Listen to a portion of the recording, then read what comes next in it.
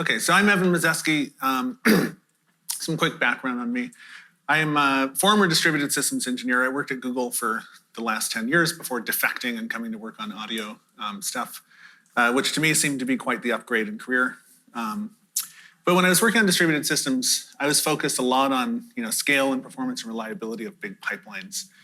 And so coming into this field, I'm hoping that maybe there's some interesting things from the distributed systems field that I can bring. But also, I kind of come over here, as a pretty experienced software engineer, but not experienced with audio development. And so I'm very excited to be here and maybe hear from folks about the ways in which I might be super naive about audio development. So I left Google to work on something called Anukari. This is a spring mass system simulator that lets the user create this arbitrary topology of masses and springs and other physics objects that interact with them. It's a little hard to explain. I'm still working on how to explain it, but I'm going to just show a quick video that I think demonstrates it better than I could with words.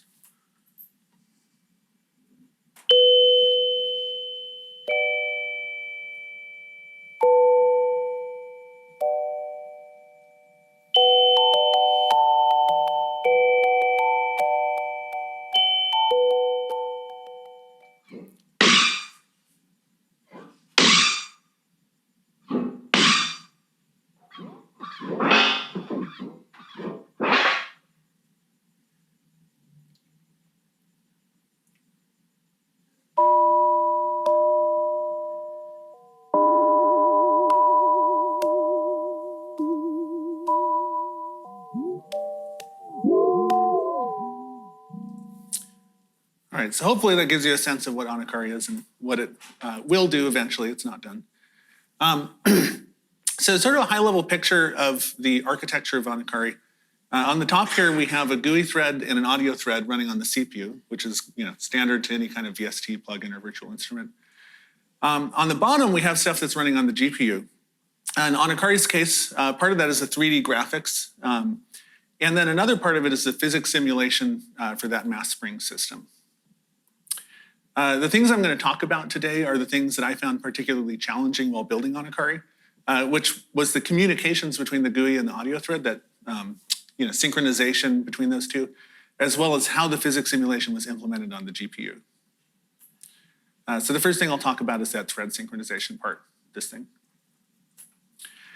So I think a question probably everybody in this room has asked many times is, how are we going to efficiently communicate changes between the GUI thread and the audio thread without causing any kind of audio hiccups or, in Anukari's case, physics glitches.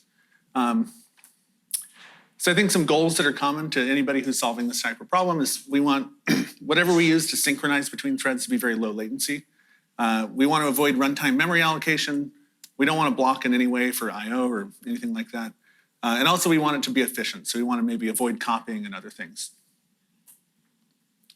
So in Anukari's case, I ran into some challenges here. Anukari supports many thousands of masses and springs, hopefully about 10,000. So you can create these really complex structures. Everything is modifiable in real time. With this topological structure where the user can drag springs between things, it's not just flat lists of stuff. There's linkages and complex stuff. And another important detail is that across all of these entities, we need to have support for transactions. If the user selects, drags a box and selects a number of masses or springs or other objects and makes a change to them, that change needs to be reflected in the audio thread atomically. It can't see part of that change because depending on what the user is changing, if the audio thread sees part of that, the physics can go all crazy in a way that the user didn't expect. So that's very important. But in general, I think the techniques I'm going to talk about today are applicable to anybody writing plugins that have a lot of parameters and can allow multiple parameters to be changed at one time. So they need this transactional stuff. So there's a number of options that we could use for this thread synchronization. Way too many to fit on one slide. I'm just going to sort of briefly skim over the stuff that I investigated for use in Anukari before I get into what we actually ended up doing. For deep dives on this stuff, there's obviously people at this conference who can go into them a lot more deeply than I can. So mutex, I think, right out, it's just not going to be useful for this. You might wait for the GUI thread to do something really slow, blocking the audio thread. I'm not going to go further there. Atomics are a super useful synchronization primitive for a lot of plugins. But if we're storing parameters in atomics, we have like an atomic float or an atomic integer, that's not going to work for us, because if we have two parameters, we need to, again, make sure that we have this transactional update, where if both of them are modified simultaneously in the GUI, the audio thread doesn't see a part of that change, it sees the whole change. And you can't do that with multiple atomics. Seek-lock is a really fascinating synchronization primitive. And this afternoon, Timur Dumler is going to be talking about this. So he can go into great detail about this and the trade-offs and why you might choose to use it. The really quick summary is that it's really good if the audio thread is writing data. Now in Anukari, we do need to get data back from the audio thread, so this could be useful. But I made the design decision to use the same synchronization primitive for data going in both directions between the two threads. And seek-lock isn't the greatest if the GUI thread is writing data to the audio thread. So I chose not to use seek-lock. Read copy update is something that Timur Dumler talked about last year at ADC23. He has an excellent talk on this, which again does a broad survey of other types of synchronization primitives. Highly recommended. But read copy update, while it allows you to have things like linked lists of entities where you can add, remove, or modify things atomically, again, it doesn't support transactions if you need to change multiple entities simultaneously. So a tried and true workhorse for audio stuff is to use like a FIFO queue, a wait-free queue. It's easy to implement one that's thread safe, and you can make it wait-free, which is a nice property. And we could just copy the model into a queue, have the audio thread pull it off, but this could involve a lot of copying, which is something we want to avoid for efficiency. So just a quick aside on the definitions of lock-free and wait-free. So a lock-free algorithm or data structure is something where some concurrent operation or some participant, some thread, will always make progress in a finite amount of time. You can't have deadlock because there is not a lock, so this is a really nice property. But it does not guarantee that every operation or every thread is going to make progress. So you could have enough contention to slow things down. A wait-free algorithm means that every concurrent operation or every thread will make progress eventually within a finite amount of time. So this is a much stronger guarantee. In the case of audio development, this is probably not a super important distinction. Generally, with just a couple of threads, lock-free algorithm is going to be good enough.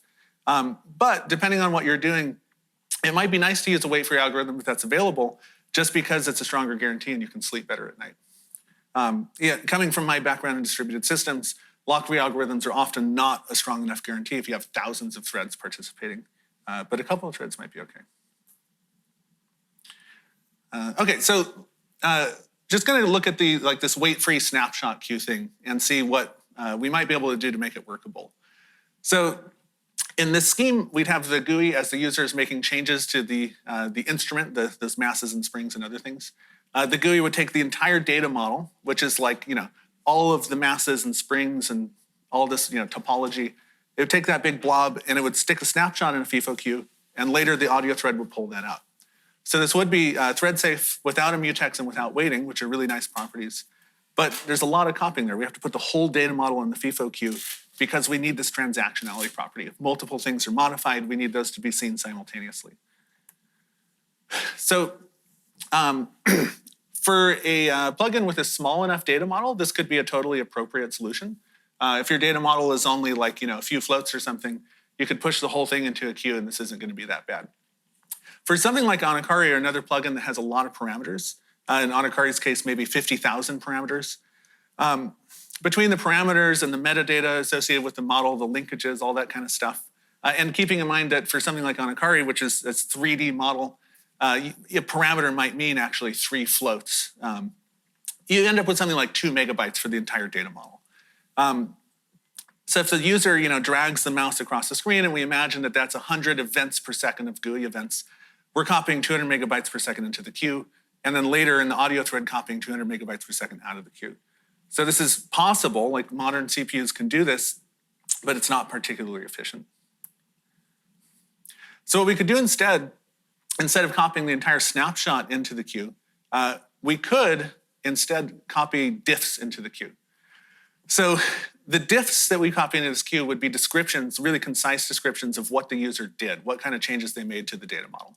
So in Anukari's case, this would be things like remove a spring, change the damping of this thing to 0.1, change the mass of this thing to something, add a spring, add a mass, but really concise descriptions of what the user did instead of the whole data model.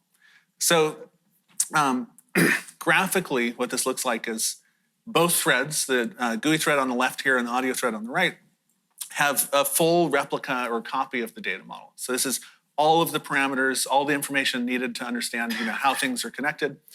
And these are perfect mirrors of each other. And then there's a wait-free diff queue going in each direction to send change messages, diffs over to the other side. Those diffs then get applied and we keep things in sync.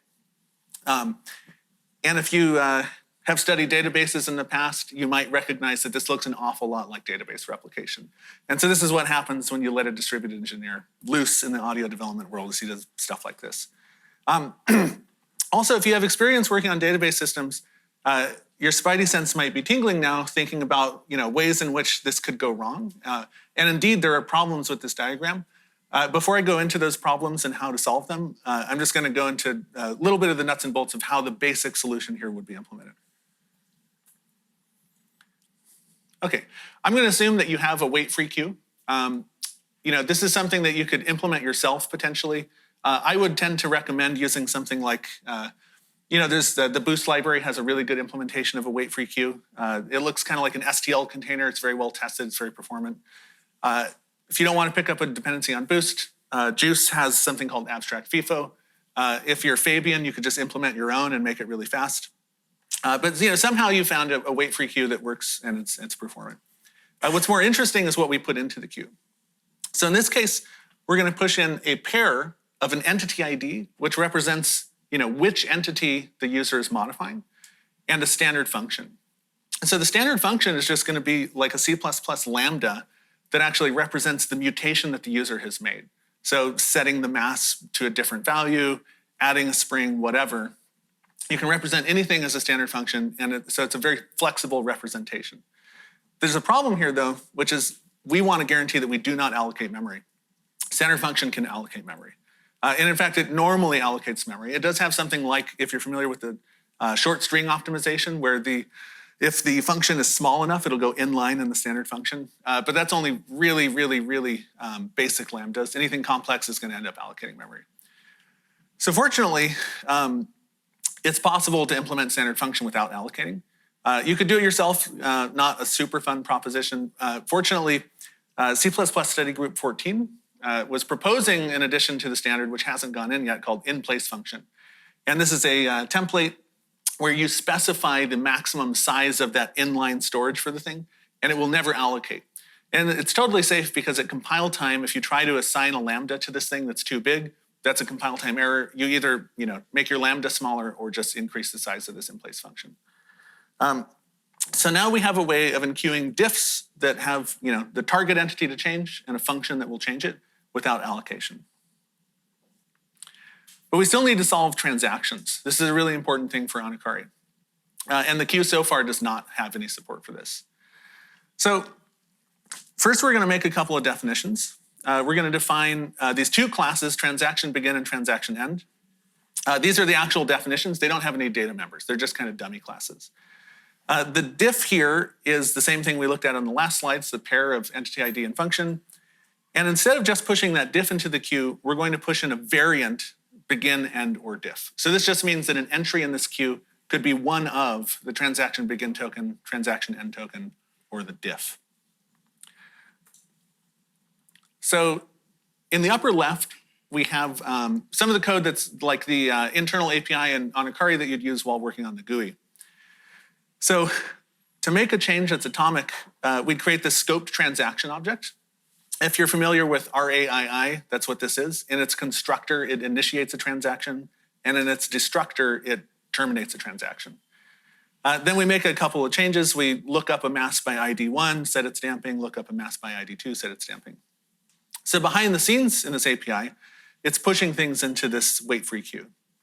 So due to that scope transaction object, it first pushes a transaction begin token.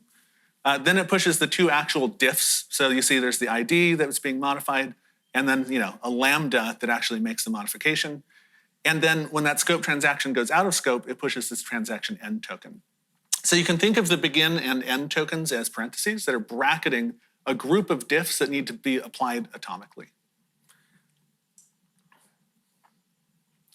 So the way that this makes things atomic, if we look at how the audio thread is pulling data out of the queue on the right side here, normally when the audio thread pulls an entry out of the queue, if it's just a naked diff, it applies it immediately to the model and then goes about producing audio.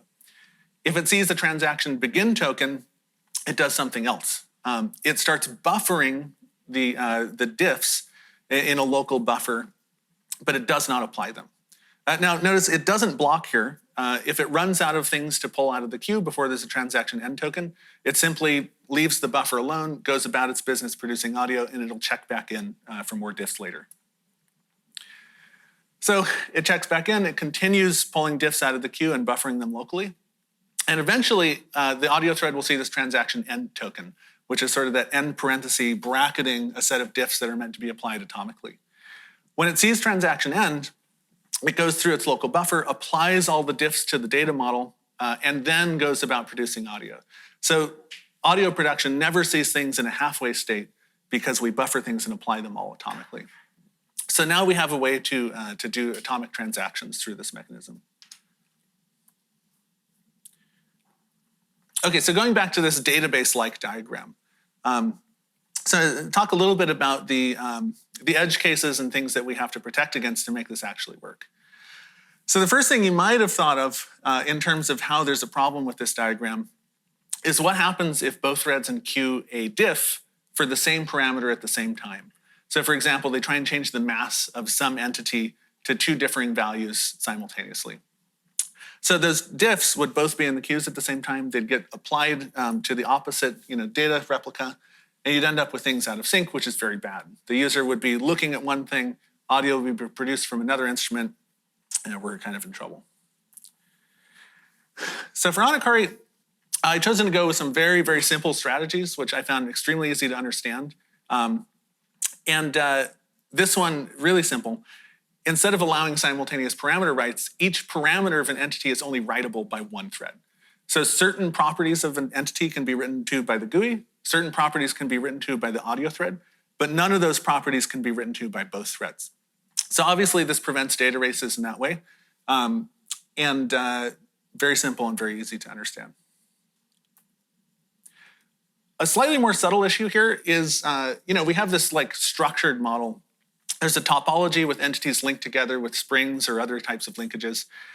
And you could run into issues if both threads simultaneously added, deleted, or linked entities. The GUI might be linking two entities with a spring while the other thread is deleting one of those entities.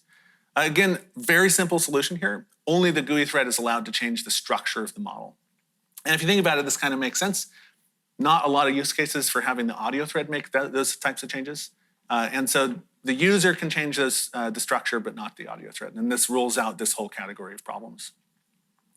There's a couple other kind of subtle issues. I'm not going to have time to go into them, but it's just worth saying they're very solvable with simple rules like this. It's possible that these simple solutions are not the right solutions for other types of plugins. There are other strategies you could employ to avoid these types of conflicts, but these ones I think are probably the simplest and they work quite well.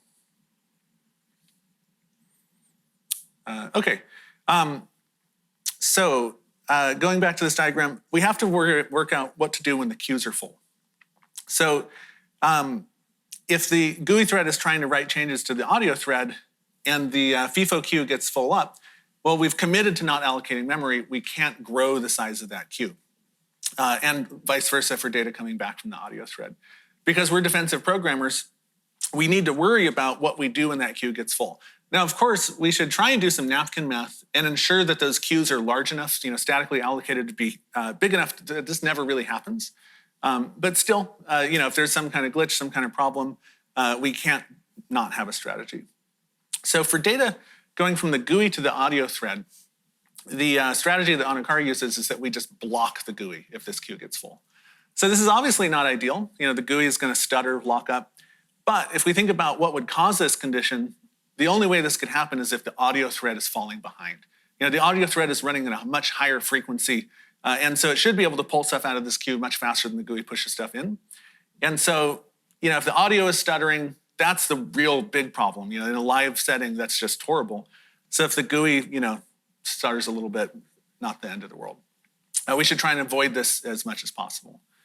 The more subtle condition is when the audio thread is trying to give data back to the GUI and that queue gets full because we cannot block the audio thread. That's a travesty. Again, it's going to cause audio glitching. This is not acceptable. So in the case of Anukari, though, again, there's a super simple solution, which is that if that queue is full, we just drop the diffs on the floor. The reason that this is acceptable is that in the case of Anukari, and I think a lot of other plugins, the data that we get back from the audio thread really is just cosmetic information. In Anukari's case, we're running this physics simulation. We want to be able to display to the user where are things at, how are they moving, what does it look like. And if that information gets dropped and it's stale for a moment, this is not a big deal. There might, again, be a little bit of stuttering in the UI, but it's not going to cause any problems. The audio thread is still producing audio output, which is the main purpose of the instrument. Yeah.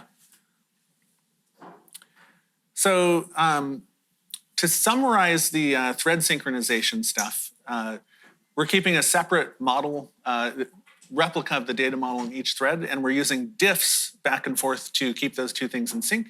And then we use these transaction sentinels to get the atomicity or transactional behavior that we need. So I'm moving kind of fast. I'd like to just take a little break from the main content of the talk and talk about something kind of related, but it's really independent of this. So we want to not have any allocation after the plugin starts up. But we really only want to have no allocation in the audio thread.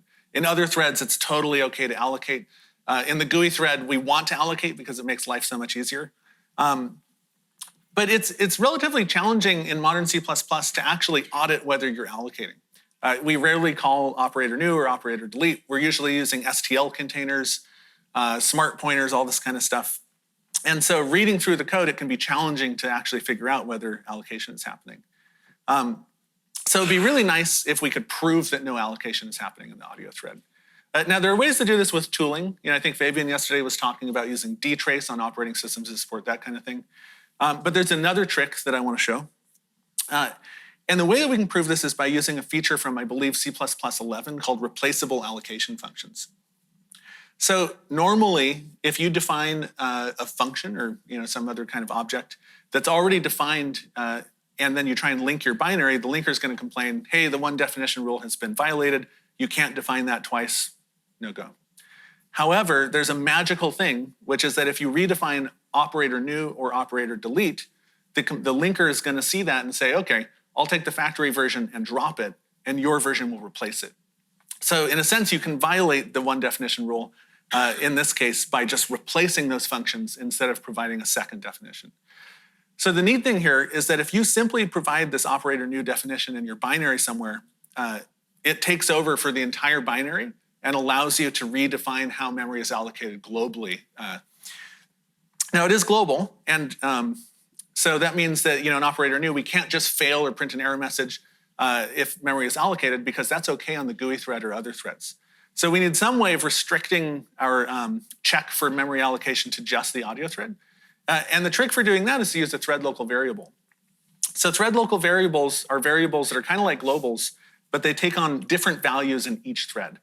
So if we set this thread local variable called prohibit allocation to false by default, then somewhere in the audio thread, we can set it to true. And this thread local variable will only return, be viewed as true from within the audio thread. Other threads will see it as false. So this lets us define an operator new that only fails or aborts or logs an error message or whatever when it's called from the audio thread. And so this is a neat trick where if you define operator new and operator delete this way, you can ban allocation from the audio thread and not have to go through and audit your code.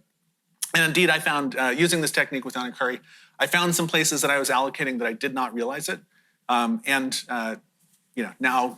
I can't add new allocations there. There are other things that you could do with this trick. I think they're terrifying and a little bit scary. But being able to change how operator new works only in the audio thread could lead to some pretty interesting things. I'm not going to go into those, but I'll leave them to your imagination. Okay, so going back to the main content of the talk, I'm going to talk about GPU computation for a little bit. So in the system diagram for Anukari, that's this part. It's a physics simulation that's running on the GPU. So here the question we're asking is how will we compute the physics simulation in real time given these extremely large computational demands? Well, why do we have large computational demands for Anukari? Well, we want to support 10,000 springs and masses and other physics objects. And then we want to do this physics simulation kind of like in a video game engine where we step that whole thing forward in time 48,000 times per second.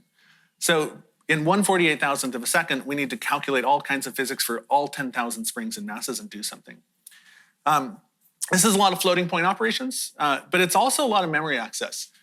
When we're processing each of these masses, we need to look at the positions of its related connected masses to understand how they're going to inflict forces on this mass.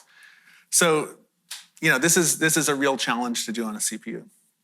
I think more generally, this is Anukari specific, but I think anything that has a huge amount of floating point computation and lots of memory access is a good candidate for thinking about using a GPU. To get a sense for how much faster a GPU can be, this is just a plot for floating point operations per second for a CPU and a GPU. So I've got a pretty powerful computer at home. CPU can do about 500 billion floating point operations per second. My GPU can do 14,000 billion floating point operations per second, 30 times more. And when we're looking at the floating point operations per second for the CPU, this is like using the most advanced vectorized instructions possible, most highly optimized. This is like the maximum output it can do. And same thing for the GPU. Flops is not a be-all, end-all metric. It doesn't take into account things like memory bandwidth, memory latency, cache coherency, all this stuff. But GPUs are also really good at that stuff if you can take advantage of the weird architecture that they have. So I'm going to kind of quickly describe, just to give you a sense for what the physics simulation has to do in Anukari so that I can talk about how I would make use of the graphics card to do that. So a simulation step for a mass spring system in Anukari, like the one on the right here with 3 masses. What we need to do is for each mass, we need to go through, we need to look up the neighboring masses and how they're connected with springs. From that, we can calculate the net spring force. So, it's being tugged in multiple directions. What's the net force being imparted on that mass? And then we can use that force to calculate an acceleration velocity and eventually figure out where it should move to over the next 1/48,000th of a second. So we're going to move it forward in time just a little bit. So if we start at t0, we move it forward in time a tiny bit, keep moving it forward through time, and eventually we get this smooth motion. From this smooth motion, we can pick up an audio signal by looking at the vibration of one of the masses or multiple of the masses. Somehow we can take that vibration and turn it into sound. So for the GPU part of this talk, I'm going to describe things in terms of OpenCL. So this is Open Compute Language. It was an attempt to make an open standard. I think actually it was started by Apple, who's now deprecated it, which is wonderful. But all of the different languages that you might use to program a graphics card, whether it's OpenCL, CUDA, Metal Shader language, ultimately they all have some very, very similar core concepts. It's the details where they vary. But if you understand how to program a graphics card in any of these languages, it's going to be pretty easy to port that knowledge over to another API. So OpenCL is a nice starting point. It works on NVIDIA chips and also some Intel chips. This laptop has an Intel processor and Anukari works great. But anyways, I'm going to talk in OpenCL language for the rest of the talk. So 2 definitions I want to introduce here. So in OpenCL, there's this concept of a work item. This is the individual unit of computation. And in Anukari's case, it's a mass. So this is the thing that we iterate over or process in parallel to compute our result. The other definition is the kernel. So the kernel is like a C function that operates on an individual work item. It's the code that figures out how to change that thing. So in Anukari, this would be a function called something like update one mass. We take one mass and move it forward in time just a little bit. Then this function would get called massively in parallel across all of the masses. So the kernel's not super complicated. In this case, we have this kernel, update one mass. It takes a few parameters. We have the parameters of, information about the masses, the states of the masses, where they're at right now. And then we have some information about the springs. So inside this function, which is looking at one mass and moving it forward in time, We'd compute some physics based on the springs and stuff, and we'd write its next position to mass states. And then other masses could look at that and find out its position. So first problem that we'll run into here, at 48 kilohertz, for one audio sample, we only get 21 microseconds. Running a trivial OpenCL kernel 10,000 times in a row, I found that it takes about 28 microseconds to get to the GPU, schedule it to run, get the results back. So it doesn't take like a mathematician to see that this is just not going to work. So we'll use the tried and true method of iterating over an audio buffer. So inside update one mass now, we go through the audio buffer, let's say 128 samples, and we move the mass forward 128 times. So now we're amalgamating that latency of executing the kernel over, perhaps 128 samples. The latency is no longer a problem. This is totally fine. This will work, kinda. So you may have heard the term embarrassingly parallel problem. This is something that distributed systems people talk about a lot. An embarrassingly parallel problem is a problem where you can run all of the work items totally in parallel with no data dependencies. Now, distributed systems people love these because it means that it's trivial to run this problem on multiple machines, multiple continents, multiple planets, whatever. And you don't have to think about how one data item's result influences another data item's processing. Now, in Anukari, we unfortunately don't have an embarrassingly parallel problem. There are data dependencies between masses because one mass needs to look at how the masses that it's connected to are moving to understand how they're pulling on it. So if we were to run everything in parallel without any kind of synchronization, it's possible that one mass might get advanced through time 10 steps before another mass gets advanced in time 1 step. We'd be looking at old data regarding the positions of neighboring masses. We're going to run into problems with that. Initially, I thought maybe this is something I can just fudge and just get away with. I'm going to show a video that displays what happens if we don't solve this problem.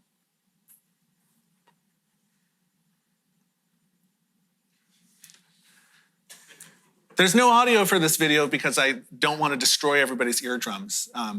So clearly we can't get away with just papering over, ignoring this problem. We're going to have to solve it.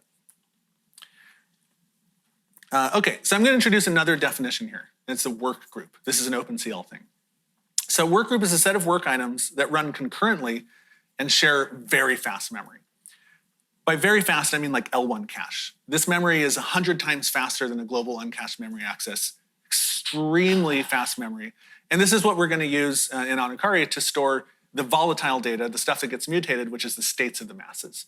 So this memory is shared inside a work group, and we can use it to read neighboring mass positions extremely quickly.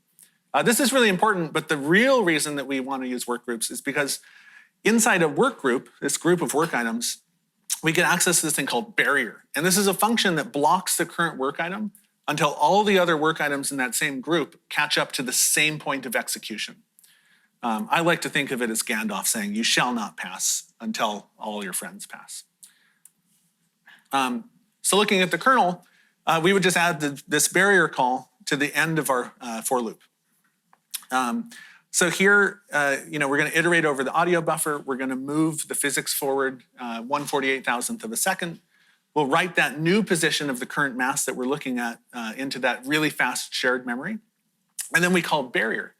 So what this does is update one mass is still being called massively in parallel, but instead of running at completely independent rates, we guarantee that everything is moving forward in lockstep. Each iteration of this loop completes for every single work item in this group before any of the work items in the group can proceed further.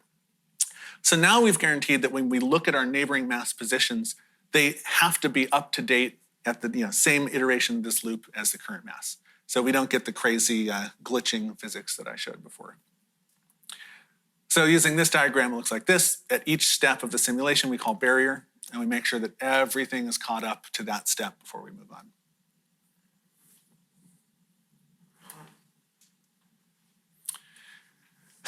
Okay, unfortunately, this is still not really good enough. My GPU and my workstation can run 68 work groups fully in parallel in hardware physically. So if we restrict ourselves to using a single work group, we're only taking advantage of 1/68th of the parallelism of the graphics card. So this is still a pretty strong amount of computation, but we'd like to use more. Another thing that's really important here is that the amount of that really fast shared memory that we take advantage of inside the workgroup, it's pretty limited. On a pretty powerful GPU, my GPU only has 48 kilobytes of shared memory per workgroup. So if we tried to run the whole simulation inside one workgroup, we're going to run out of memory. We're not going to be able to have these big 10,000 mass systems. So somehow we need to figure out a way to spread the work across workgroups, despite this limitation that the barrier function only works within one workgroup. This is something that's going to be incredibly domain specific. There's no one-size-fits-all solution here, but you're going to have to look, for your plugin, where are the data dependencies and where can we split things up where there are no data dependencies? So in the case of Anukari, turns out there's a nice and simple solution here, which is that if two independent systems of masses and springs don't have some kind of physics connection between them, like a spring, then there is no data dependency. So in this instrument on this slide, we have a few different pieces that aren't connected with springs. So we can split those up. Each of these little sub-instruments can run on a separate workgroup in the graphics card. And while internally they're using that barrier function to synchronize and move forward in lockstep, between workgroups, that's not necessary. There's no data dependencies. These are truly embarrassingly parallel. They can just run at their own speeds. So if there were two independent, 3 mass systems, internally they'd use barrier. They'd be fully synchronized, but they might proceed at different rates. They're happening physically, totally in parallel with no dependencies.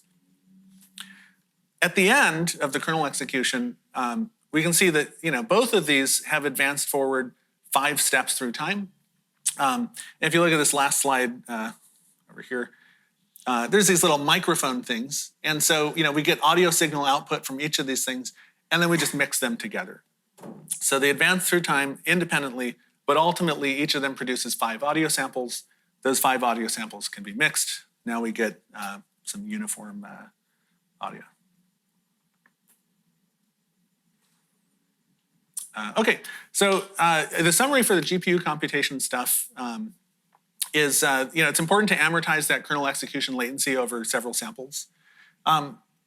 There are other strategies here. The newer APIs like CUDA do allow for different execution mechanisms where you can kind of stream things instead of just running this kernel. I think the kernel way of operating is very simple and easy to understand. And for a kind of complex system like this, I prefer simplicity. And so if it's possible to just amortize this latency in this way, I would personally recommend it. I think it just makes it easy to reason about. You also could think about how you're going to take advantage of that really fast shared memory. It's limited to a work group. It's limited to maybe 48 kilobytes or some small amount of data, but it is extremely fast. And it's basically allowing you to manually map how L1 cache memory is used, which is a really cool thing.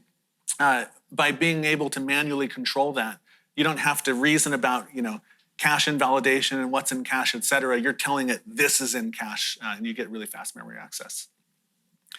Somehow you're going to have to carefully assign work to groups. Again, this is domain specific. I can't tell you how this is going to work for another plugin, but it's going to have something to do with the way that data dependencies work in your system. So if you can find a way to have data dependencies localized into work groups and no data dependencies between work groups, then you're going to be able to take advantage of more of the parallelism of the graphics card. And finally, using this barrier function to coordinate within work groups is really important for when you do have those data dependencies. Yeah, that's it. That was faster than usually my practice runs went. So I'd love any questions or comments from folks in the audience.